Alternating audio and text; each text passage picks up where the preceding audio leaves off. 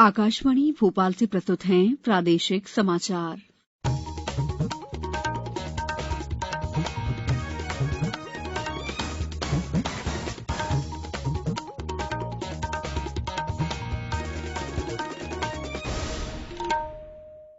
नमस्कार, समाचारों के साथ मैं दीपा सिंह।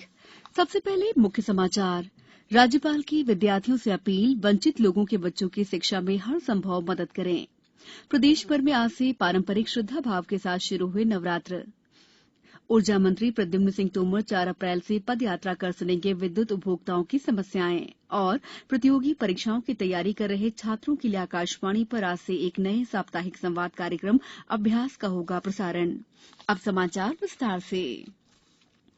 विक्रम विश्वविद्यालय उज्जैन के 26वें दीक्षांत समारोह को संबोधित करते हुए राज्यपाल मंगूभाई पटेल ने विद्यार्थियों से कहा है कि आप जिस समाज में रहे हैं वहां हमेशा वंचित लोगों को अपने सामर्थ्य के अनुसार सदैव सहयोग करें और वंचित लोगों के बच्चों को शिक्षा के क्षेत्र में हर संभव मदद करें। उन्होंने कहा कि शिक्षा ही ऐसा मार्ग है जिससे हर लक्ष्य को प्राप्त किया जा सकता है।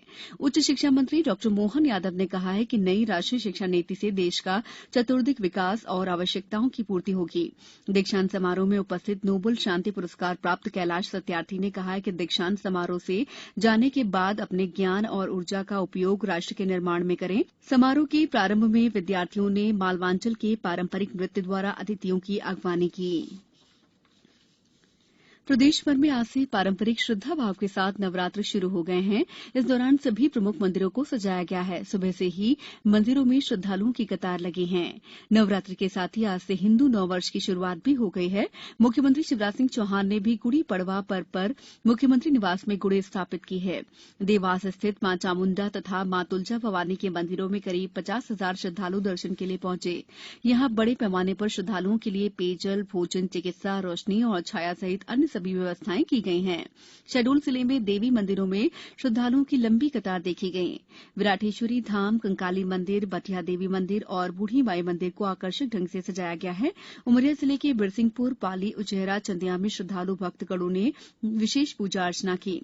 उज्जैन के हरसिद्धि मंदिर में सुबह से ही भक्तों की भीड़ लगी हुई थी। खंडवा और जबलपुर सहित अन्य जिलों से भी नवरात्रि का पर्व उत्साह के साथ मनाने के समाचार मिले हैं।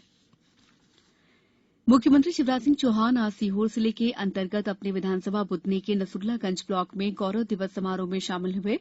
उन्होंने यहां 38 करोड़ के कार्यों का भूमि पूजन और लोकार्पण किया। स्थानीय शासकीय कॉलेज में छात्र छात्राओं को संबोधित करते हुए उन्होंने कहा कि बहुत जल्द सरकार मां तुझे प्रणाम योजना शुरू करने जा रही है। इस योजना के तहत एक बार फिर मध्य प्रदेश के बच्चे भारत की सीमा पर जाकर सैनिकों से मिल सकेंगे। मुख्य समारोह स्थानीय उत्कृष्ट स्कूल परिसर में हुआ। मुख्यमंत्री ने यहां मौजूद नगर के विभिन्न लोगों से संवाद भी किया।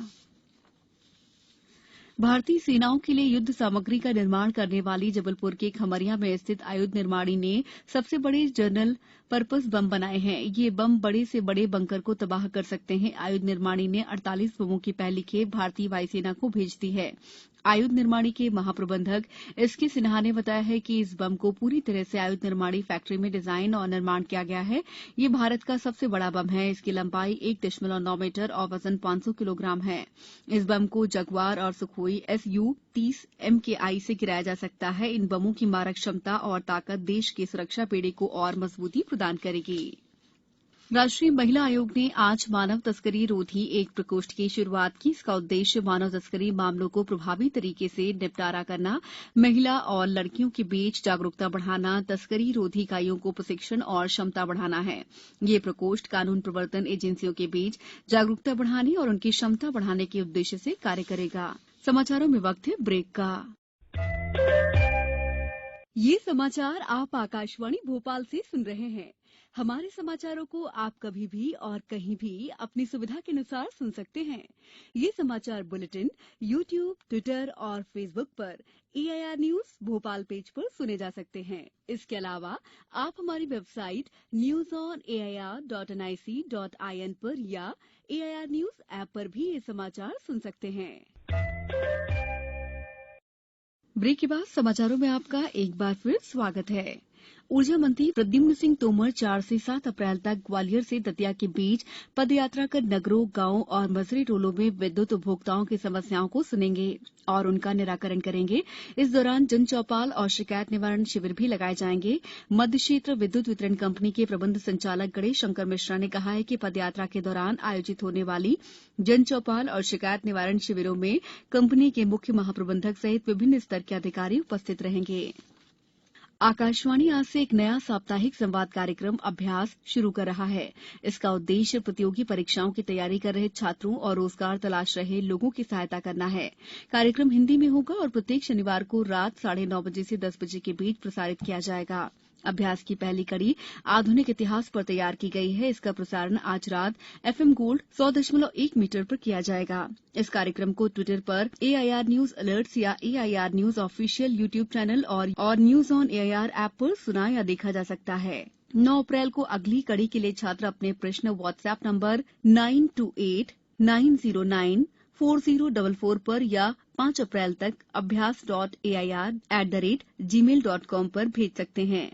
अगले सप्ताह का विषय भारतीय राजनीति और संविधान है।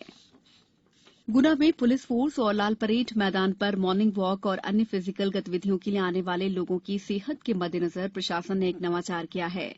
इसमें 26वीं वाहिनी में संचालित कैंटीन को एक नया रूप देकर रसामृत के नाम से शुरू किया गया है। कैंटीन में अब किफायती दामों पर स्वास्थ्यवर्धक गिलोय, गेहूं के जवारे, संतरे, आंवले का जूस, अंकुरित अनाज और फ्रूट सलाद जैसी सामग्री रखी गई है। रसामृत कैंटीन का शुभारंभ जिला कलेक्टर फ्रैंक नोबल और गुना पुलिस अधीक्षक तथा कमांडेंट 26वीं वाहिनी गुना राजीव कुमार मिश्रा ने किया।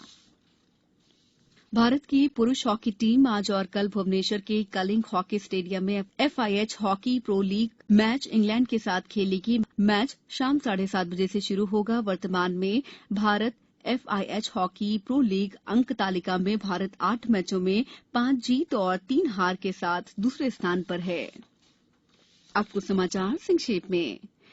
देवास जिले को जल अभाव ग्रस्त क्षेत्र घोषित कर सभी जल स्रोतों से किसी भी साधन से सिंचाई करना प्रतिबंधित कर दिया गया है। शहडोल जिले के पंडित शंभुनाथ शुक्ल विश्वविद्यालय की परीक्षाएं शुरू हो गई हैं। ये परीक्षाएं नए और पुराने कैंपस में आयोजित की जा रही हैं।